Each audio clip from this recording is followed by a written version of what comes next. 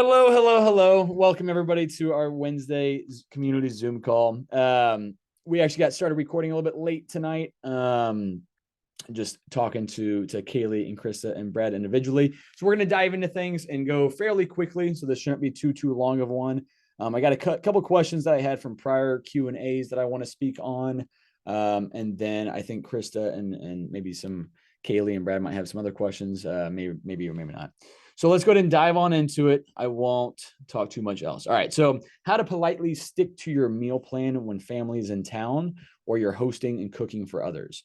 So I would look at this as what is the frequency in terms of what you're going to be seeing these people. Krista, Brad, I know that your families are all further away. And you don't necessarily get to see them a whole lot, especially Brad, like you only get to see your parents, every so often. Krista, I know you see your family, your in-laws especially fairly frequently, but I do know that they live away. So let's kind of shape this with number one, the people that you don't see your family very often. Treat that almost like a holiday to an extent. You control your meals during the day, control your breakfast, control your water intake. Don't, if they're in town for 5 days, don't just start skipping the gym because they're in town for 5 days, especially if they're staying with you, whatever the case is. Like, they're coming to live with you for a little bit. So you want to be a good host, but you also don't want to completely lose all your goals and stuff like that. And I think this comes back to having that conversation with the people that you are spending time with, whether it be it friends, family, coworkers. If you express the things that are super important to you, express that this lifestyle, especially if it's new.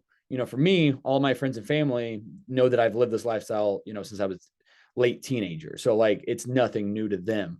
However, for a lot of TLFers here, people making lifestyle changes, it's all brand new. And so, we were talking to Kaylee earlier about, her and her coworkers. Some of this stuff, some of her newer mindset and focus has shifted her away from having the casual drink with her friends and stuff like that. While her friends are supportive, they're also used to kind of, enjoying their time in a certain way, which usually involves a little bit of alcohol. So even though they're supportive, as soon as she shows a little bit of weakness, like, I'll go for a drink tonight, even though I haven't for the past few weeks, they're going to capitalize on that moment. So that's one of those things where it comes down to a little bit of discipline, but again, it comes down to having those kind of tough conversations. With Krista, you specifically, I know that when this has been an issue for you in the past, I think once you were able to have those conversations and just, do what you want to do with it, your in-laws, they started kind of helping you out. Like if you were coming in town, even if they didn't, meal prep for you, they were trying to make more mindful decisions. Would you kind of agree with that, Krista? Yeah, they would just try to I feel like look at what I was eating and almost like spy in an effect of, Yeah. oh, these are the things I think I saw her eating on this new journey. Yeah. And then they would try to buy pieces of it for when I would go to their house, but Yeah. it And it's not without having it like an entire, yeah, it was thoughtful, but it would have been better if I was just transparent from the beginning. Of course, of course. It's nice that they started trying to piece it together for you and kind of help you out with that. Cause I mean, ultimately that goes a long way. It shows that they appreciate and care for what you care about. And that always makes us all feel good. But like you said, I think if you're just upfront about this, that, you're doing this stuff. If you go there and you show a bunch of weakness and you show lack of discipline, how serious they're going to take it next time you come in town. Like, are they going to make it as easy for you, or they're going to make it harder on you and only have, the unhealthy options, stuff like that. So I think it starts with having those conversations. And then ultimately, if you're cooking for your friends and family and stuff like that, Brad knows this because whenever I invite, him and his wife over, I'm usually making something that's going to kind of fit into my diet. Like you're coming over here, I'm going to make it taste good. And I think I do a decent job of that considering I'm not a very good cook. But I'm logging my macros ahead of time. I'm figuring out, okay, I'm planning ahead for what my day is because I have control over this meal. I'm not going to choose to go make some big ass, heavy pasta and cheese lasagna meal that doesn't fit my diet whatsoever, even if it's delicious. I also know that everybody's going to feel pretty damn satisfied with some really tasty salmon or some steak, and some kind of cleaner options like that. And ultimately, I see that as an opportunity to show other people that, hey, healthy food can be tasty as well.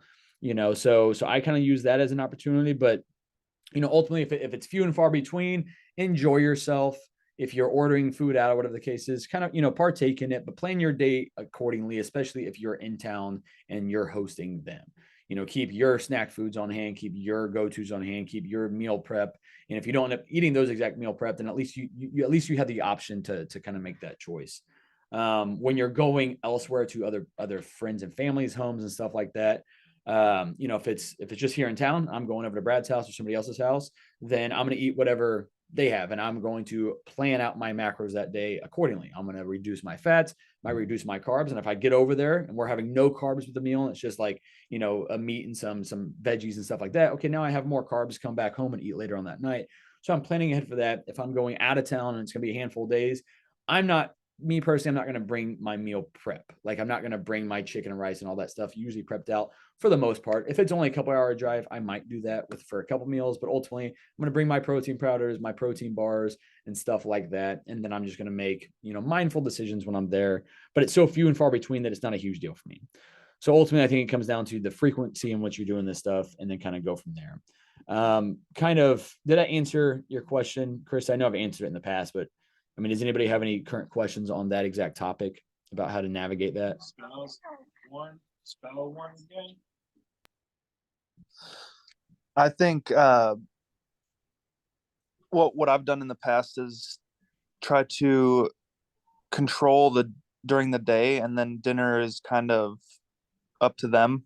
Yeah, kind of what happens, which is way better, because you're at least going to accomplish 70% of your day in a healthy way, mindful way, and that other 30% isn't going to throw you off too much. Yeah, and I think communicating it with if it's family is a big deal. Yep. Because most of the time they're gonna at least respect the fact that you're doing it. Yep. Because like my parents, they eat whatever on their normal day, but when we come to town, my mom calls and is like, fruit and all this healthy stuff. I'm like, yeah, that's awesome. Okay, good. So when you're going to town, you try to plan ahead and have some good stuff on hand. Yeah, which I would have never expected, Yeah, but it's awesome. Well, and again, I think that's another good opportunity for you, Brad, then to they don't eat very healthy, and you're going there and you're sticking to this stuff. I almost use that as a reason that I'm going to stick to my shit even better, because I want you to see my discipline. I want you to see that, hey, I've lost 50 pounds and I feel amazing doing it. And that inspires other people around you. And you don't have to be an asshole about it. I don't have to sit there and judge what you're eating. I'm just going to do what I do and live my best life. And you're either going to respect that, or you might even make changes because of it. But, like you said, I think just having those conversations is really the name of the game. Communication always wins in the long run, whatever it is you're trying to do. Yep. Oh, sorry. You know what I think is kind of messed up? Tell me. Oh, sorry. You're talking to your kids or me? Well, I was talking to you, but then I accidentally turned a corner and didn't give Maddie enough space, and she hit the wall a little bit. Well, but anyway, I was like, please don't cry. I'm hearing a talk. You know what I think is a little messed up, and this is my own messed up mindset, is I think it's easier for me to be transparent if I perceive that they're not as healthy or an equivalent of my frame. And then I feel like if they already look healthier than me, it's harder to vocalize hey, this is a struggle for me. Yeah. And it's not for you. So then it's harder to verbalize. So there's that invisible wall of yeah, I don't want to admit that I'm having to work hard on this, and you seemingly don't have to.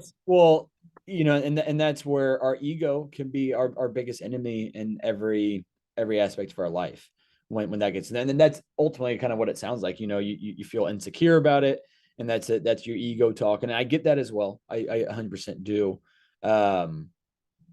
But ultimately, I think everybody in America understands the issues we're all going through. And again, if it's somebody that means a lot to you, and you think that you mean a lot to them, then you expressing that should not be a negative thing. They should still respect it regardless. Regardless how in shape they are and things like that. And I'm sure that it's taken them the effort to get there. And you might not be seeing their efforts in order how they stay in shape and stay healthy and stuff like that. So they might be working their ass off, and they might applaud you and be like, I know this, I've been there as well. Or some people, they have crazy metabolism. They just always look good. They always feel good, and they don't have gut health issues, regardless how bad their diet is, and regardless of age and all that stuff. And those people are few and far between, number one. And number two, a lot of people in their life have probably had to make those changes as well. And ultimately, you then partaking in whatever it is just because you feel like they're judging you with it. Well, now when you wake up and it's check-in day, you have something, more negative to report, and it didn't make a difference in their life in the first place. So ultimately, that's kind of what it comes back to, is that we always think, people are scared to go to the gym because we're scared of people judging us. We're scared of people, I'm not the biggest person there, or I don't know what I'm doing, and people are going to be watching you. And ultimately, everybody's in their own head. There's very, very few, other than some assholes, but there's very, very few people out there judging other people and really watching them. And they're all in the same mindset that we all are, is I feel uncomfortable here and I hope nobody's watching me. So that's usually what that kind of comes down to. So I get where you're coming from, Krista, but I think that's just something that is shitty that you got to overcome. But I think that's normal as well. Kind of like what I was saying to Brad earlier about when the podcast I did the other day with some pretty important people, pretty cool entrepreneurs. And I felt out of my comfort zone with it. But that doesn't mean that I can't sit at that table, though, if that makes sense. Hopefully that kind of answer your question. I might have just rambled a little bit. Anyway, though, so some kind of same question, but pertaining to making plans with friends throughout the weeks, or throughout your week. This is something that I've always tried to do for the most part. It's for financial reasons. It's also for, I've got goals and I want to stick to my plan as best I can. So, Nicole and I will try to, especially when it comes to, making plans with our friends and stuff like that, is I'm only trying to make plans for maybe a couple nights of the week. And that's usually max. If I already have a couple nights booked up, then push them off to the next week. That makes it like we always feel like we're having to get caught up on hanging out with people and seeing people. But ultimately, I mean, we've got goals that we're trying to hit in terms of, financial goals, in terms of our health goals and stuff like that. And, I try to, if I'm with somebody, I'm as present as possible with it. If I am going to go out to eat, I'm planning ahead for that meal as well. So if you do have to say yes to multiple friends within a given week and have these multiple social engagements, again, it comes back to planning. You might not make the biggest strides that week, but you can at least, lock down your staples and tread water and maintain as best you can, just like you would during the holidays. So again, it comes to, if I'm going to eat out 4 or 5 times in a week, I'm probably not going to make any of those my cheat meal. I'm going to try to fit those into my calories. So I try to plan ahead, kind of look at the menus, change my macros around for the day, reduce my carbs, reduce my fats. And I'd end up rather usually under eating, and missing, getting my protein number, but then maybe under eating on carbs and fats a little bit by the end of the day. So I'd rather plan ahead for that as much as possible. And then just, go into dinner with a plan. If you're going to go eat that stuff, go into it with a plan, because if you just show up, you might just get something that's super unhealthy. Whereas if you would have looked at the menu ahead of time and you go into it with a mental plan, like I'm going to get this side instead of this side. If you're going to get a drink, you're committing to, okay, how many drinks am I going to have? And you're sticking to that exact plan. So if you go into eating out all the time without any sort of a plan, you're more than likely making, pretty negative choices that are impacting your progress. So, plan ahead with that. It's okay to say no, when you are actually making the time to spend with people. I think this is something that we can all get better at, is just being more present, setting the phone down, not being worried about shit. You've already come into this with the plan. So just enjoy yourself while you're there. This is something I don't really have a whole lot to talk about with it, but it's just kind of a thought that comes to my head. Life does not stop. I think I sent this actually to a client the other day.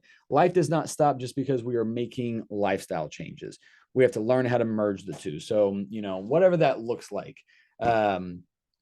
It sucks because lifestyle changes are already hard. And so this is why so many people wait to start trying to make them, is because they're waiting for this easy time, like for this just clear runway of, I don't have plans. I don't have a trip. I don't have a holiday. I don't have a birthday.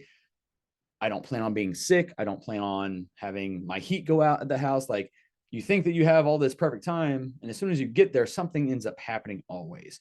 So there's never going to be this perfect time. So, life is not going to clear the way for you to start making these changes. And so right now, if you're in it and if you're struggling, it's better that you're being mindful of it, and it's better that you're controlling 25% of your day versus just having all these 0% days.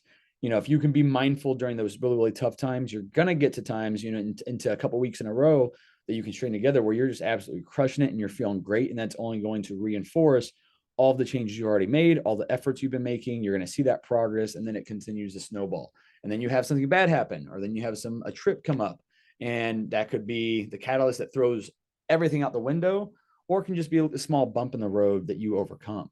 So I don't really have to dive much more into that, but again, just life doesn't stop just because you're making lifestyle changes. So you just got to learn how to merge the two things, and I think we've already kind of talked about that, a little bit of stuff. Krista, you asked a question about protein fatigue, and I think that this is common with everybody. I find it more common with females, but I have a lot of males that also have the same issue where, Krista, do you want to repeat your question that you asked me earlier, if you're still on here listening? Yeah, I was saying that I kind of went through a cycle where I did a long spell with ground turkey, and then that was going well. I was making great gains as far as the numbers and data tracking and what I was seeing. And then I did another round of baked chicken breast, and that was going really well. I know, it'd be just a second. And then I kind of felt like, okay, I'm going to still eat chicken, but then I can really only stomach breaded chicken right now. But then my carbs are shooting up and it's eating so many of my carbs.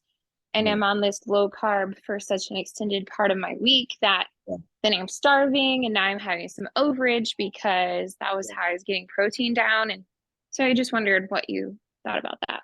Yeah. So I think we all kind of go through this at different times. I go through it sometimes. I'm just like, man, I'm tired as hell of chicken.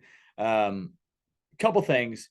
I always will ask somebody, are you utilizing different seasonings? Are you utilizing different sauces to keep things interesting? Are you utilize different cooking methods? So you mentioned baking chicken, even though it's still chicken, but using the pressure cooker, baking it, grilling it out, chopping it up, and doing it in a skillet can all change the texture of it, and just kind of just change things up just to make it a little bit more exciting. Again, doing different sauces, doing different seasonings, all that stuff really does go a long way in keeping things interesting for you. You mentioned being on a low carb plan at the moment. Again, that's not something I ever expect anybody to live at, but obviously to get certain goals, we have to make those cuts. And ultimately the downside and the bad news with the low carb approach, or just getting deeper into a deficit, is we have less fun. We have less variety that we can really utilize. And anybody who says different than that is lying. Like, you just have less choices once we get cutting more. And then it comes down to, you got to remember your why and all these things and stuff like that. Now, with all that said, some other things you can do as well with it. And you've already kind of mentioned cycling through different things. So just a question, Chris, so then let's say you're doing breaded chicken. Are you doing that for all of your main staple meals for the day? So you're having that 2 or 3 times a day. Same thing with ground turkey. If you're on a ground turkey kick, are you eating ground turkey for 2 or 3 times a day? Or is that like one meal is breaded chicken, one meal is ground turkey, one meal is regular chicken, or something like that? What does that kind of look like? So I'm really good about the smoothies, but with the smoothies and having protein powder, it's just a logistical thing. So like being a teacher, it's hard to make a smoothie for lunch, or it's hard to get it as breakfast, getting out the door with 2 kids. And then it's hard to be able to assemble, like, even if it's just a couple of things out of the freezer, out of the pantry for dinner, it's like, I don't have the time or free hands ability to assemble the smoothie. So then you're just getting things that's like you can eat one-handed, and you're like, oh, everything leans carb, not as friendly like meal plan options. And that's where I kind of feel like, oh, you could do a better job if these constraints logistically weren't here. But so, well, but coming back to like the protein fatigue, exactly. Like, I get the point of like, yeah, I can't always make what sounds good at this moment, or whatever the case is. But when you mentioned getting tired of ground turkey, how many times a day are you eating that ground turkey? Once or twice or 3 times? Yeah, I only do meat at one meal. Okay. So you're getting fatigued on, let's say, ground turkey, and you're only having that one time a day right now. Like you're not having it 2 or 3 times. Yeah, like repetitious of over the course of weeks. Yeah. And then I'll be like, okay, I'm gonna do blackened chicken. Okay, well now I'm tired of that spice. Okay, now I'm gonna do this. And then how long does it take you to get tired of something? Is it like every single, like after I have it one day, I don't want it the next day, or it's like I can go weeks. Okay. I'm talking to Marcus. Okay. Okay, bye. I have an idea about something that you could try with that. I think this would actually be good for other people kind of in the same boat. Is, it would require you a little bit more prep work on one day, but essentially to meal prep in bulk, a bunch of ground beef, a bunch of ground turkey, a bunch of chicken, maybe some fish or something like that, and then freeze smaller Tupperwares of it. So like me personally, instead of freezing a big 5-pound thing of chicken that I've just cooked up and then waiting until next week to thaw that out, maybe I'm freezing like 2 meals worth of chicken in a smaller container, 2 meals worth of this and that. And you might be able to do that in like some people have like the compression bag things, the like lock seal stuff. So you could also freeze it in that. The vacuum sealer. Yeah, vacuum seal. Thank you. Yeah, vacuum lock. I think that's a great idea. I don't know, this is a made up name, but I think I need to do like a premeditated cycle of like, I'm going to switch out my protein before I get tired of it.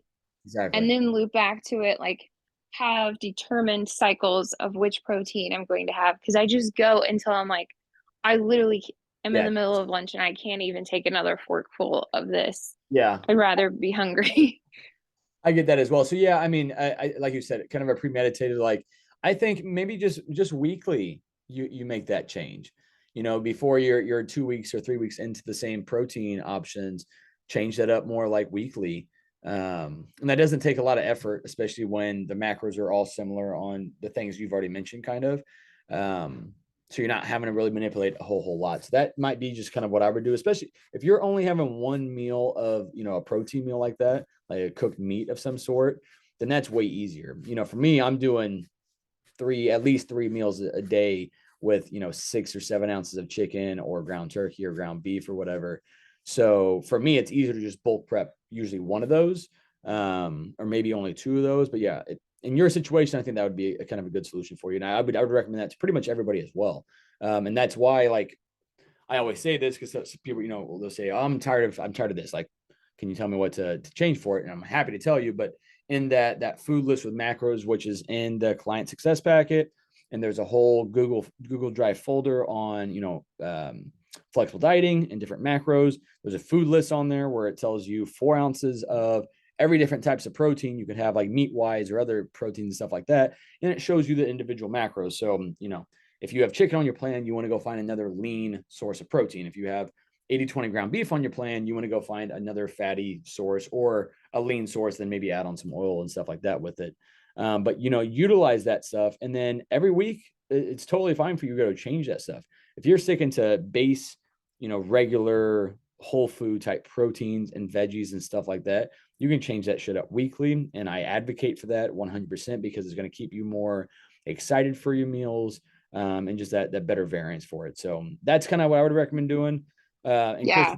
And I think I just need to probably like research the different ways to cook the different proteins, because I think everyone chooses, oh, I'm comfortable cooking this protein, I'm comfortable prepping this, and I don't need to branch out.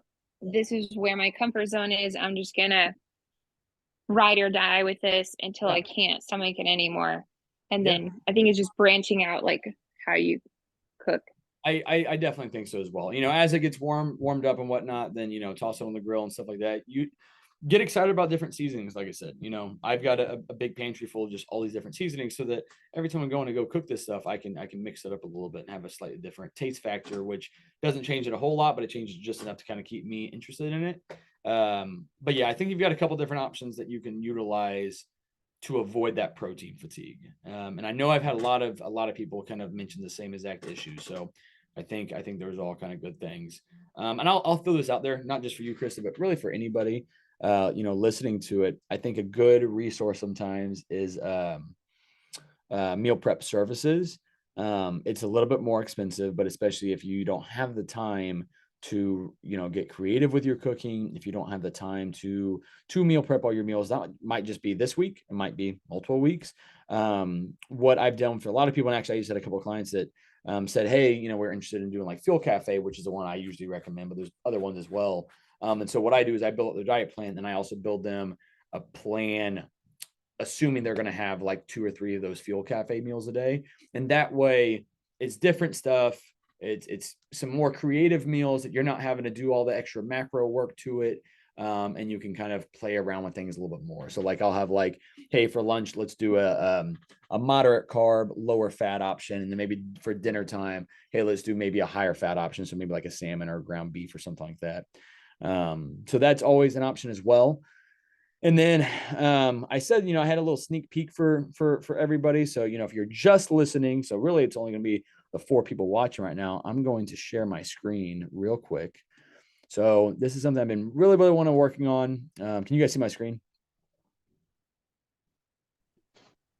Yep. Yes. Perfect. Yes.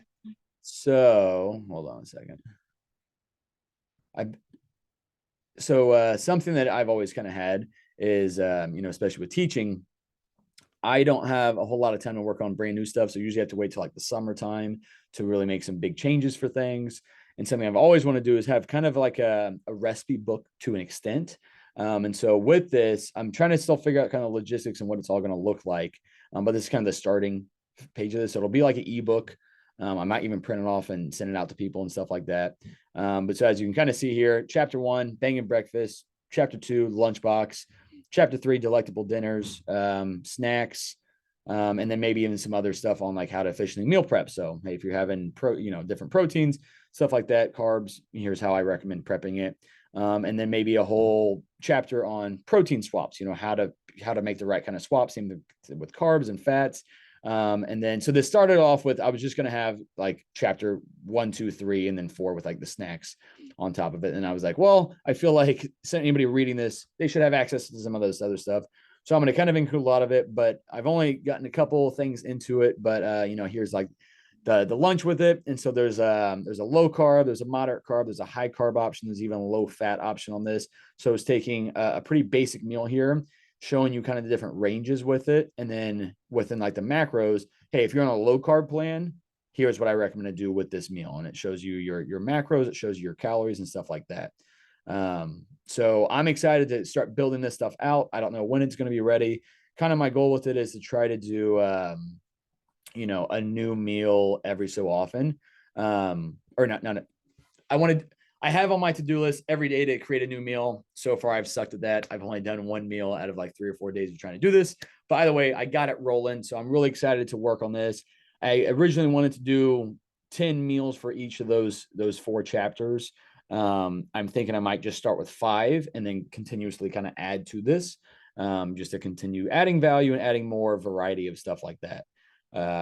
So that's kind of where I'm at with that. I think I'm very excited for that opportunity to start building that stuff out. So I'm hoping that I get some good feedback from all of you guys on that good stuff. So no idea on the timeline of that. Ideally by summertime, hopefully sooner than that, but we'll see. But anyway, though, I think that was really all I had. So, Kaylee, Brad, you guys like it? Looks good. All right, cool. Anyway, that's all I've got for you. So unless you guys have any questions, I can let you off the Zoom for the night. Appreciate you guys being here.